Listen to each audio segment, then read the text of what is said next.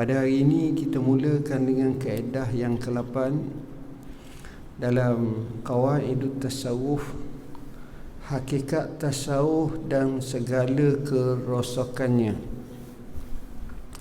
Dr. As-Sibai, iaitu Dr. Mustafa As-Sibai rahimahullah berkata, tasawuf pada asalnya merupakan amalan dari sudut akhlak dan kerohanian dalam Islam. Makna tasawuf ni ia merupakan amalan. Dia bukan sekadar kita belajar saja, tapi dia mesti kena ada amal. Dan juga dari sudut akhlak tu, macam mana peningkatan akhlak, macam mana kita katakan pembaikan akhlak.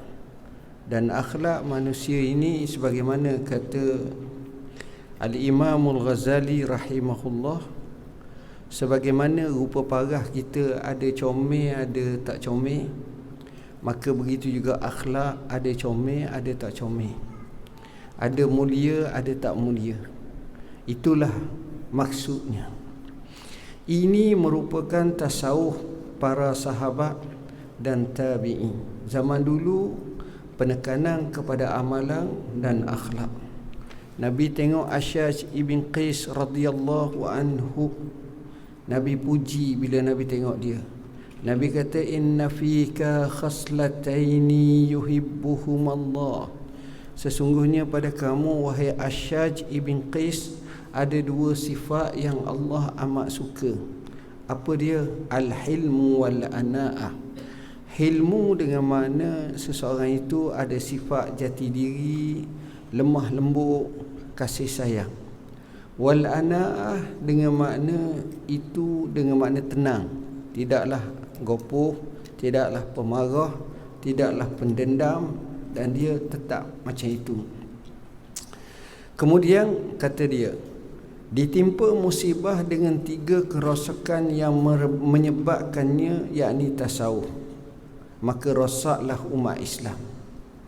Tasawuf ni ada zaman-zamannya ketika mana mendapat kerosakan. Sudut baik-baik sebab orang boleh terima tasawuf, orang boleh terima akhlak yang baik, orang boleh terima adab yang tinggi, tapi dia juga akan menerima kerosakan. Dan bila rosak sahaja tasawuf tu, maka ummah ataupun masyarakat Islam juga akan rosak. Pertama, kefahaman ajam dan keberhalaan yang menguasai akhlak melebihi dari kefahaman mereka berkenaan Al-Quran dan Sunnah. Ini dek kerana salah faham.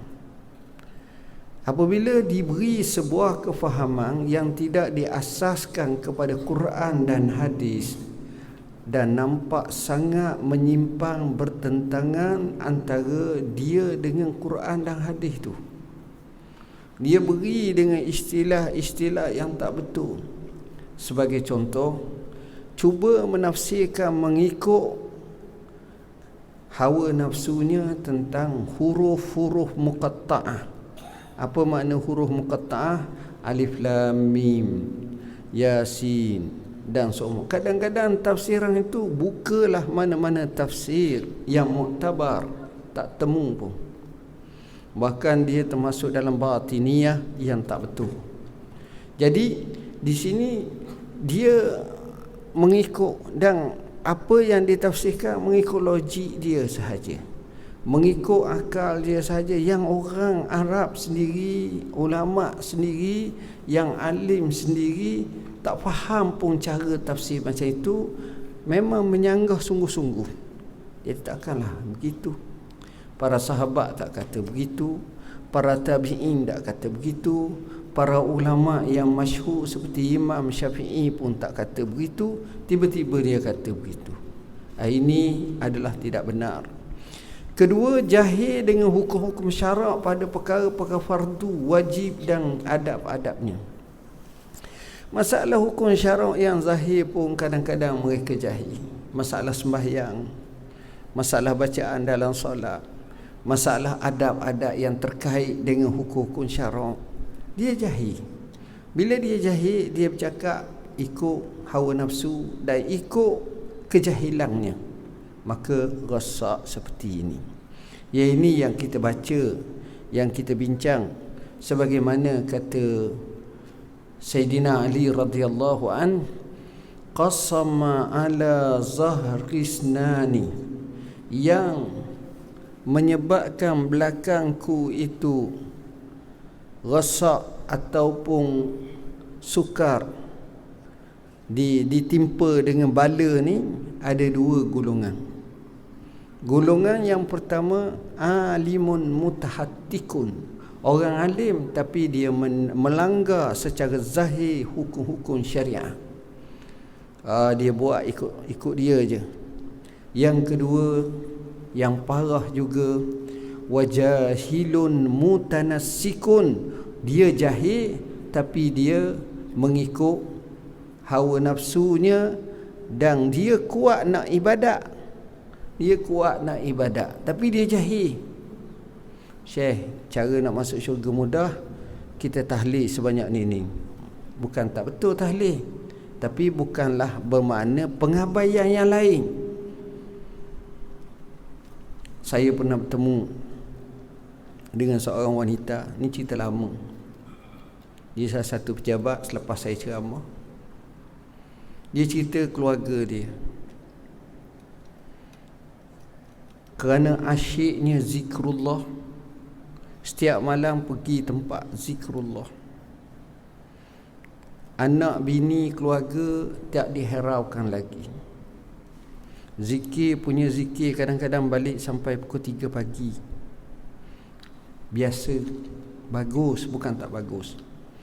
Kemudian bila balik rumah, kadang-kadang tu semayang subuh pukul 10 pagi. Dapat ngantuk.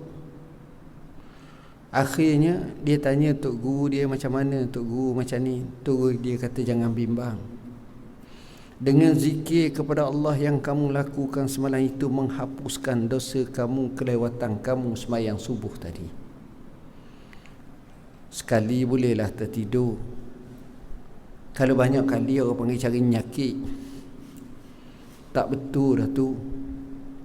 Jadi berlaku yang Nabi suruh jaga semayang subuh, semayang zuhur, semayang asar, semayang semua sekali semayang, yang disebut dalam nas Al-Quran sebagai contoh, hafizu 'alas salawati was salatil wusta wa qumu lillahi qanitin.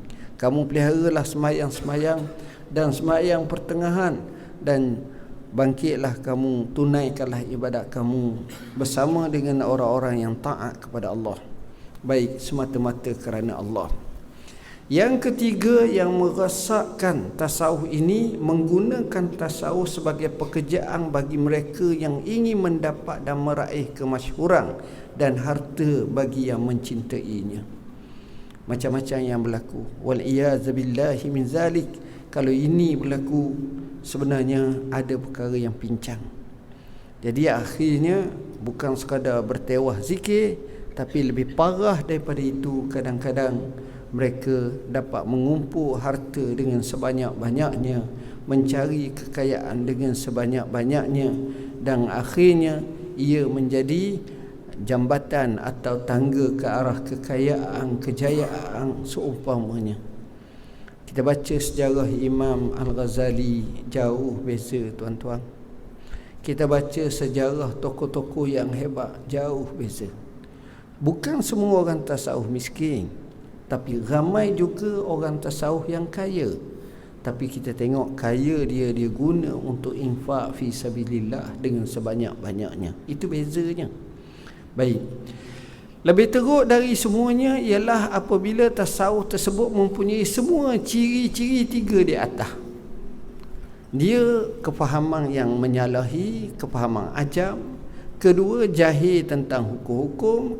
Ketiga, niat dan nawaitu untuk mendapatkan meraih pekerjaan sebagai keuntungan dan laba semata-mata. Maka ini bala yang amat besar. Cerita macam ini tuan-tuan banyak berlaku. Saya ingat dalam satu sejarah zaman Fakhrur Razi, seorang ulama besar bermazhab Syafi'i, pengarang kitab yang sohor. iaitu kitab yang Mafatihul Ghaib atau dipanggil sebagai At-Tafsirul Kabir. Hebat dia ni, alim. Oleh kerana dia menentang seperti ajaran yang sesat seperti ini, dia dibuang negeri, kena berlaku, sehingga akhirnya dia tersedar, barulah dia boleh pulang balik. Banyak kesilapan. Kalau kita tengok 3 perkara ni bukanlah main-main. Kaedah yang ke-9, hakikat adab. Al-Imam Al-Qushairi berkata, hakikat adab adalah terhimpung cabang kebaikan, sedangkan adib, orang yang beradab, ialah siapa yang berhimpung padanya sejumlah kebaikan. Rasulullah sallallahu alaihi wasallam bersabda, "Adabani Rabbi fa ahsana ta'dibi." Allah mendidikku itu, dan itulah sebaik-baik didikan. Hadis riwayat As-Sam'ani dalam Al-Adab Al-Imla'. Begitu juga Asyuti menghukumkan hadis ini sebagai dhaif dalam Jami' As-Saghir. Al-Hafiz Ibn Hajar menyebut isnadnya gharib dalam As'ilah wa Ajwibah. Syekhul Islam menyebut maknanya sahih, akan tetapi tidak diketahui adanya sanad yang sah dengan hadis ini. Dari segi Nabi diajar oleh Allah, itu tak dapat nafi. Memang betul lah yang mendidik dan mengakhlakkan Nabi Allah, dan Allah sendiri menyatakan, wa innaka la'ala khuluqin azim, dan sesungguhnya kamu hai Muhammad berada di atas akhlak yang mulia. Ustaz Abu Ali Ad-Daqqaq berkata, firman Allah Ta'ala, wa ayyuba isnada rabbahu anni massaniyani dur wa anta arhamur rahimin. Dan sebutkanlah peristiwa Nabi Ayub ketika mana dia berdoa merayu kepada Tuhannya dengan berkata, sesungguhnya aku ditimpa penyakit, sedangkan engkau sahaja yang lebih mengasihani daripada segala yang lain yang mengasihani. Doa ini, kata ulama, sesuai diamaikan oleh semua orang. Bila dia susah, bila dia kena sakit, bila dia kena uji yang amat, maka bacalah Rabbi anni massaniyan dur wa anta arhamur rahimin. Balasannya Allah Subhanahu wa taala beri kebaikan kepadanya. Nabi Ayub tidak menyebut irhamni kerana memelihara adab khitab, tapi dia sebut wa anta arhamur rahimin. Apa beza dengan irhamni dengan wa anta arhamur rahimin? Dalam bahasa mudah, Tuhan, hamba ni diuji dengan kemudaratan yang sukar, dan engkaulah Tuhan yang maha sifat pengasihani. Kita sebut dalam bentuk wa anta arhamur rahimin, tapi kita tak sebut, Nabi Ayub tak sebut warhamni, dan berilah rahmat kasih sayangmu pada aku. Tapi dia guna wa anta arhamur rahimin, itu dipanggil adab. Pertama, sakit ni siapa buat? Allah. Tapi dia tak sebut sakit itu Allah buat, tapi dia sebut mudarat itu yang terkena padanya, itu adab. Macam Nabi Ibrahim alaihissalam, bila mana dia sebut tentang dia sakit, dia nisbahkan sakit pada diri dia. Dia bukan nisbahkan sakit kepada Allah yang menyakitkannya. Dia kata wa iza maritu fa huwa yashfini. Bila aku sakit, maka Allah yang menyembuhkanku. Dia tak kata apabila Allah mensakitkan aku, maka Allah lah yang menyembuhkan aku. Tapi sakit ni benda yang orang tak suka terima. Jadi sakit itu dia nisbah pada dia. Tapi bila sembuh itu dia nisbah pada Allah. Fa huwa yashfini. Dia tak kata dah aku sembuh. Dia kata Allah yang menyembuhkan aku. Itu beza. Itu beza, tuan-tuan. Abdullah ibn al-Mubarak rahimahullah pernah menyebut, nahnu ila qalilin minal adabi ahwaju minna ila katsirin minal ilmi. Kita ni berhajat kepada adab lebih dari walaupun adab tu sedikit berbanding dari memiliki ilmu yang banyak. Orang Melayu cakap mung ni ada ilmu saja je, wal-iyaz billah. Jadi adab ni penting. Dan manusia bila beramal dengan adab ni, tengok adab, dia rebah gitu je. Orang tengok orang, pertama orang tengok comel. Kalau orang lelaki orang tengok handsome. Itu mukaddimah. Tapi bila mari sahaja bab yang kedua, bila bergaul, hak ni adab yang baik, hak ni adab yang buruk. Hak comel, hak handsome tu tak ada apa satu. Baik hak tak berapa comel pun, hak tak berapa lawa pun, tapi adabnya baik. Beza tak? Jawab dia beza. Itu adab. Hebatnya adab. Walaupun sikit adab, itu nak gambarkan penting. Ibn al-Mubarak juga berkata, ta'allamtul adaba salasina sanah wa ta'allamtul ilma 20 sanah. Aku belajar ilmu adab 30 tahun, aku belajar ilmu 20 tahun. Tengok. Maknanya adab ni adalah keutamaan. Sebab itu kalau kita tengok, betul juga zaman Tok Guru yang memondok dulu, dia ada tempat, kadang-kadang pelajar-pelajar baru tu dia suruh akak air, dia suruh bersih masjid, belajar pula, belajar matan jurumiyah je, kecil-kecil je sikit. Lepas tu duk tengok orang-orang lama duk belajar, dia tak boleh nak masuk lagi. Sebab kalau nak masuk lalu, jadi tak kena. Kerana kepahaman ilmu dia tu tak capai dan tak dah kena pergi kepada ilmu tersebut. Dia tengok adab dia bila dah terbiasa macam tu. Sebenarnya di Jepun macam tu juga. Budak-budak di sekolah, sebahagian besar mata pelajarannya lebih kepada kemahiran berdikari, kemahiran menghormati dan mengasihi sesuatu perkara. Itu dia ajar. Cara susun buku, cara bawa buku, cara bertemu dengan cikgu, cara berada di tandas, cara perkara yang basic seperti itu sentiasa dibiarkan, disuburkan, disiarkan. Akhirnya tengok. Tapi kita tak. Sebab itu konsep ilmu dia bukan hanya sekadar maklumat, itu barat. Naklul maklumat ataupun transfer information, bukan. Tapi ilmu ini disekalikan dengan adab, dengan didikan, dengan tunjuk ajar, dengan perasaan. Maka itulah maksud sebenarnya. Imam Asy-Syafi'i berkata, ta'allamtul ilma fi sanataini wal adaba fi 18 sanah wa ya laitaha kanatil 20 fil adab. Apa kata dia? Aku belajar ilmu selama 2 tahun. Aku belajar ilmu selama 2 tahun dan belajar adab selama 18 tahun. Alangkah baiknya jika 20 tahun aku gunakan untuk belajar adab. Pentingnya adab.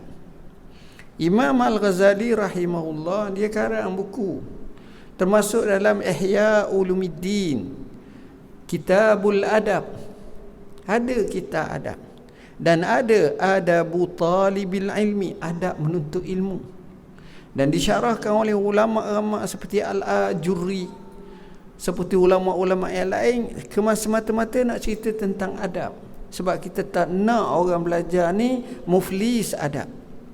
Abdullah bin Mas'ud radhiyallahu an menyebut berkenaan ikutan dengan sahabat Nabi sallallahu alaihi wasallam. Apa kata?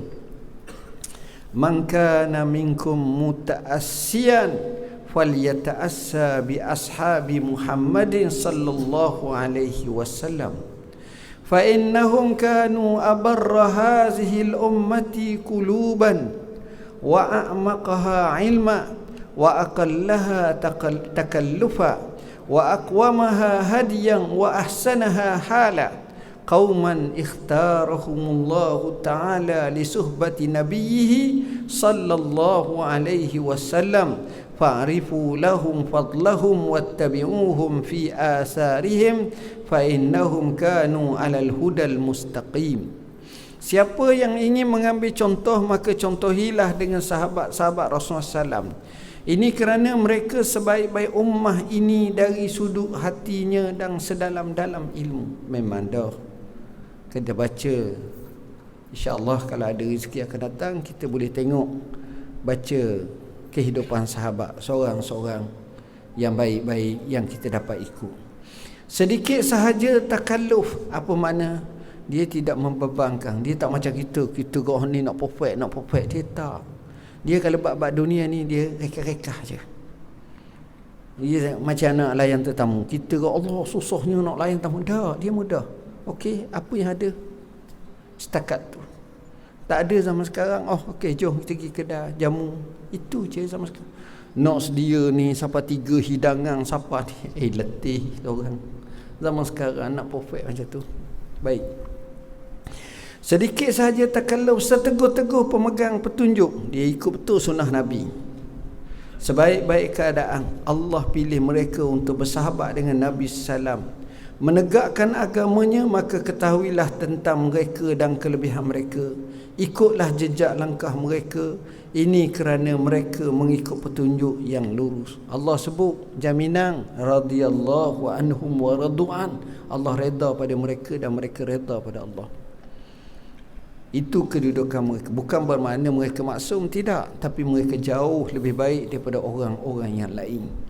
Ini dia. Sebab ini disyahadahkan, diperakukan oleh Rasulullah sallallahu alaihi wasallam, di mana Rasulullah sallallahu menyatakan dalam hadis, Nabi menyatakan khairul qurun qarni summal ladzina yalunahum summal ladzina yalunahum. Sebaik-baik kurung adalah kurungku, iaitu zaman aku, kemudian zaman selepas aku, kemudian zaman selepas aku, yakni zaman sahabat dan zaman tabi'in. Wallahu a'lam. Bismillahirrahmanirrahim. Hari ini kita akan bincang dalam fiqhul hayah, perkahwinan awal. Molek ke tidak kahwin awal ataupun tak molek. Daripada Abu Hurairah radhiyallahu anhu bahawa Rasulullah sallallahu alaihi wasallam bersabda, "Iza khataba ilaikum man tardawna dinahu wa khuluquhu fazawwiju illa taf'alu takum fitnatun fil ardi wa fasadun arid." Apabila datang kepada kamu seorang yang kamu redha akan akhlak dan juga agamanya, maka kahwinlah dia dengan anak-anak perempuan kamu. Sekiranya kamu tidak melakukannya, akan terjadilah fitnah di atas muka bumi dan juga kerosakan yang teruk. Riwayat At-Tirmizi dan Ibnu Majah. Hadis ini dinilai hasan berdasarkan kepada kitab Sahih Ibnu Majah.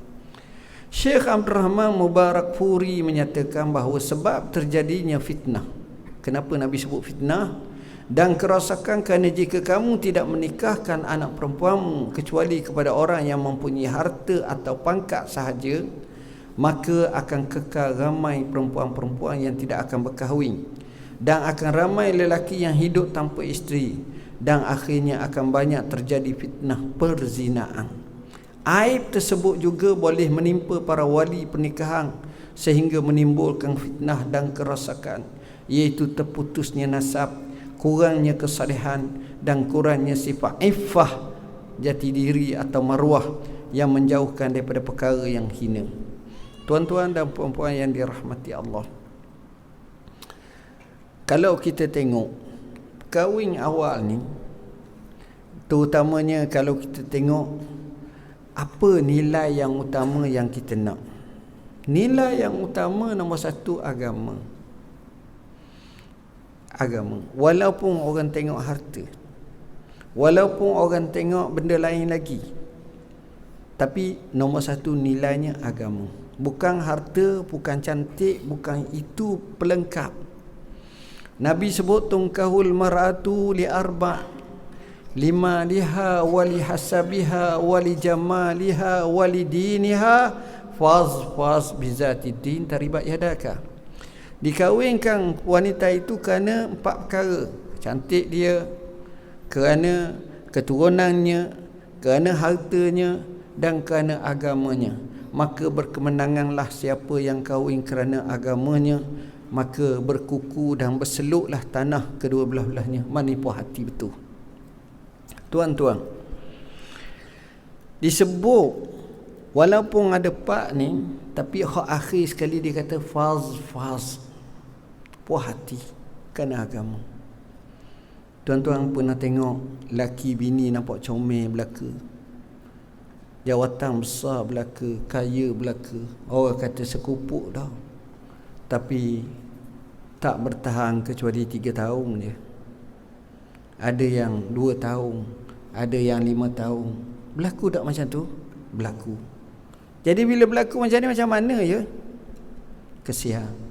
Mesti ada sesuatu yang menyebabkan tidak mengukuh dan tidak mengikat rumah tangga tersebut. Jawabnya agama. Mari-mari pun agama. Ini agama adalah perkara nombor 1. Tak, dia akan jadi fitnah. Seorang ulama besar di Mesir, namanya Syekh Ahmad Najib Al-Muti'i, alim besar sangat. Kesungguhan dia menyebabkan dia dapat melengkapkan buku kitab Imam Nawawi, iaitu Majmu'. Syarah kepada kitab Muhazzab Imam Nawawi ni dia tulis dengan metodologi dia. Dia tak dan tamat kitab tu dia mati. Imam Nawawi kita tahu lahir 631 Hijrah, mati pada tahun 674 Hijrah ataupun 76 Hijrah, begitu. Mana 45 tahun saja. Kitab tu besar, dia buat cantik. Selepas daripada dia mati 200 tahun kemudian disambung oleh Al-Imam Subki, ulama Syafi'i juga, dalam 2 jilid atau 3 jilid. Kemudian selepas daripada itu, sekitar dalam 50 tahun lepas, seorang ulama besar yang suhu, iaitu Syekh Dr. Ahmad Najib Al-Muti'i, telah menyambung syarahan tu dan tamat selama sebanyak 23 jilid. Hebat, luah ilmu. Tapi kata ulama, beza dengan Imam Nawawi dengan Subki jauh kemampuan ilmu. Beza dengan Subki dengan Imam Najib Al-Muti'i jauh lagi. Itu kedalaman ilmu ulama-ulama zaman dulu yang luar biasa. Syekh ni orang Mesir. Dia ada anak-anak dia ada lelaki, ada perempuan. Ni cara Syekh. Tiba-tiba anak perempuan dia ni nak dipinang oleh sedagang emas. Sedagang emas ni mari, dia tengok saja orang ni mari dengan caranya, dengan lagaknya, dengan gini, seolah-olah sebuah kesombongan dan keangkuhan. Dek kerana harta banyak nak pinang, dia rasa tak seronok. Akhirnya kawan ni kata, bukan 1 saya ada kedamah, 6 saya Allah bagi kaya, jadi tak kisahlah apa-apa pun. Dia tak apa penuh. Dia panggil adik-beradik, maksudnya adik-beradik isteri, anak perempuan dia tu, maknanya anak-anak dia lelaki. Macam mana? Abang, adik, semua kali tak ayah apa? Tak ayah. Reject. Tak kahwin. Jadi sebab dia nilai agama. Tiba-tiba ada seorang anak murid dia belajar dengan dia. Anak murid dia ni orang yang baik, orang yang soleh, orang yang alim. Tapi ada satu kekurangan yang paling besar. Kekurangannya anak murid dia ni buta mata. Buta. Tapi alim, belajar. Nak belajar dengan dia ni akhir nak pinang anak dia. Dia panggil adik-beradik dia, setuju tak nak kahwin dengan apa ni kita ni? Mereka kata setuju semua. Kalau kita macam nak perkena pada adik dia, tak. Bila kahwin tu Allah bagi. Tuan-tuan tahu kalau gaji macam ni, cakap bab dunia sikitlah. Kalau gaji di Mesir ni sekitar tahun 70-an, 60-an, 70-an ataupun ni, kalau gaji di Mesir 60-an, 70-an, ustaz-ustaz ataupun syekh-syekh Azhar ke apa tu, macam Tok Iman juga masa zaman tu dekat kampung kita. Sikit yang amat sangat. Dia tak ada macam sekarang ni ada beza sikit lah, ada ribu-ribu sikit lah. Dulu tak ada. Berapa jenis je? Junai, dia panggil junai. Berapa jenis je? Sikit sangat, ya Allah. Maknanya dari segi gambar tu, hak ni duit beratus-ratus, beribu-ribu, hak ni berpuluh-puluh pun wujud kan dapat. Jadi tu imam, jadi waiz di ni, jadi macam guru takmil lah, jadi penceramah. Tak banyak. Tapi tak apa, dia yakin pada Allah. Kahwin. Sudah kahwin. Macam biasalah hidup, tak berapa nak kaya belah mana, sederhana. Takdir Tuhan. Saudi, kerajaan Saudi masa tu baru sedang meneroka ilmu berdasarkan universiti. Maka tubuhnya Universiti Islam Madinah, tubuhnya Universiti Ummul Qura Mekah, Universiti Malik Abdul Aziz, dan beberapa universiti Imam Su'ud, adalah beberapa universiti hak lama-lama sikit. Orang Saudi tak ramai yang ada belajar seperti macam ni. Maka dia ambil tokoh-tokoh besar daripada Mesir yang datang belajar, yang datang mengajar. Kan tuan-tuan dengar nama seperti Sayyid Sabiq, pengarang kitab Fiqh Sunnah, pengarang kitab apa ni seperti Syekh Muhammad Al-Ghazali, mufakir Islami, hatta Syekh Muhammad Mitwalli Sya'rawi mengajar di sana. Hak pakar-pakar Quran, pakar-pakar Qurra ramai mari dibayar gaji yang tinggi. Termasuklah anak Syekh Najib Ahmad Najib Muti'i ini. Akhirnya kita tengok hikmatullah, hidup dia ni bahagia, beranak, bercucu, makan gaji senang, hidup pun sederhana, tapi ke arah kaya, jadi senang. Tengok Allah bagi banyak tak jadi macam tengok. Pada awalnya kita tengok, ui beratnya ya Allah. Tapi kita tengok yakin ke Allah, takwa kepada Allah, ibadat jaga, keikhlasan, akhirnya berlaku apa yang berlaku. Dr. Sibai berkata perkahwinan awal suka pada permulaannya dan kerehatan pada akhirnya. Sebab apa? Sebab anak besar dah. Dan kahwin ni tuan-tuan, satu benda yang kita kena imani, Allah bagi rezeki kalau dia ikhlas lah. In yakunu fuqara yughnihimullah. Jika sekiranya dia fakir, Allah akan kayakan mereka. Dia mari mikir, kalau dia seorang, kepala otak dia seorang je, mikir dia seorang je. Kalau dua ni mikir macam mana dua ni. Saya mikir hak baik lah, jangan mikir hak tak baik pula. Dia akan ada cara dia tu. Perlu juga melihat kepada zuruh serta adat semasa. Walaupun kita bincang nikah awal ni bagus berdasarkan arahan Nabi, ya masyarakat syabab man istata'a minkumul ba'ata falyatazawwaj, betul. Tapi kita kena tengok zuruh keadaan semasa dan adat masa kini. Jika dahulu anak perempuan berusia 18 tahun sudah dianggap boleh berkahwin, bahkan kadang-kadang tu dianggap tua dah. 18 tahun tu tua dah.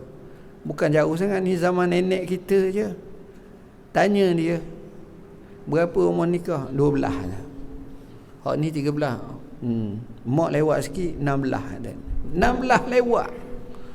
Dan mak ni tu, mak saudara mu tak berapa laku kata dia. Walaupun muka comel, umur 20 nikah. Zaman tu. Tengok zaman P. Ramlee sebagai contoh lah. Muda-muda nikah masa tu. Tak pelik.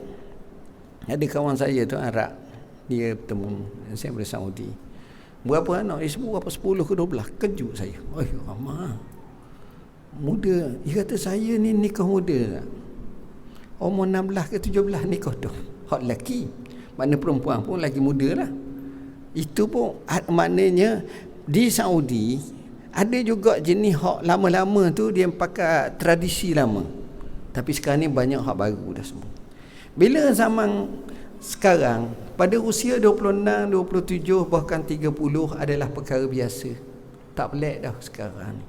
Kerana sistem pembelajaran kita jadi panjang, jadi ini jadi tak pelik. Zaman dulu tak.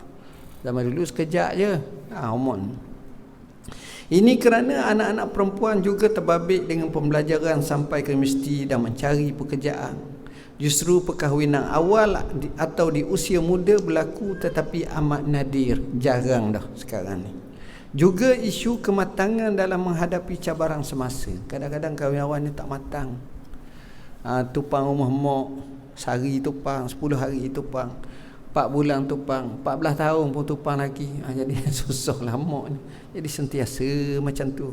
Okey.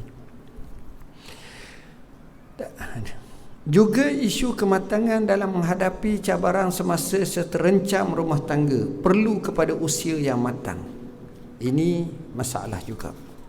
Jadi tuan-tuan, kita sambung semulalah bab yang kedua ni, kerana saya kebetulan ada satu tugas. Aqulu qauli hadza wa astaghfirullahal azim li wa lakum. Cuma hari ni kita tak ada cabutan tuah, insya-Allah minggu depan lah kita akan buat balik. Bismillahirrahmanirrahim. Alhamdulillahirabbil alamin wassalatu wassalamu ala asyrafil anbiya'i mursalin wa ala alihi wa sahbihi ajmain. Allahumma faqihna fid din ilmin tawil. Allahumma ja'alna minal ladzina yastami'una al-qawla fayattabi'una ahsanah. Allahumma rabbana 'alaika tawakkalna wa ilaika anabna wa ilaikal masir. Ya Hayyu Ya Qayyum birahmatika nastaghis wa min azabika nastajir. Aslih lana sya'nana kullah wa la takilna ila anfusina tarfata aini wa la aqalla min zalik. Allahumma alhimna rushdana wa a'izna min syarri anfusina. Ya Hayyu Ya Qayyum Ya Zal Jalali wal Ikram. Rabbana atina fid dunya hasanatan wa fil akhirati hasanatan wa qina azaban nar wa adkhilnal jannata ma'al abrar ya aziz ya ghaffar ya rabbal alamin. Wa sallallahu ala sayyidina Muhammad wa ala alihi wa sahbihi wasallam. Walhamdulillahi rabbil alamin. Wassalamu alaikum warahmatullahi wabarakatuh.